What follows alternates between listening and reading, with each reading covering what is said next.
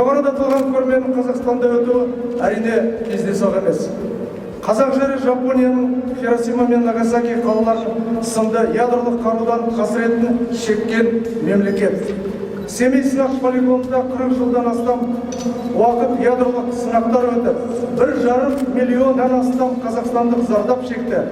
Жапония ядролық қарусыз әлемге жол тақырыбындағы көрмесі мен конференциясын жылы қабылдаған ерекше атап өткім келеді.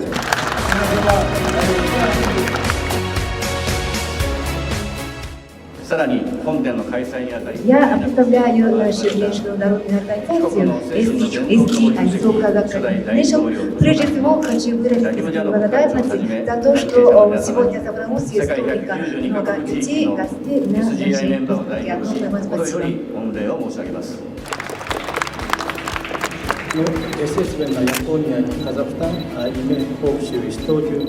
Тогда еще наш первый президент был председателем Совета Министров. И он неоднократно, выступая в Москве, на самом высшем уровне ставил вопросы о прекращении ядерных испытаний. Было создано движение Невада Симпалатис,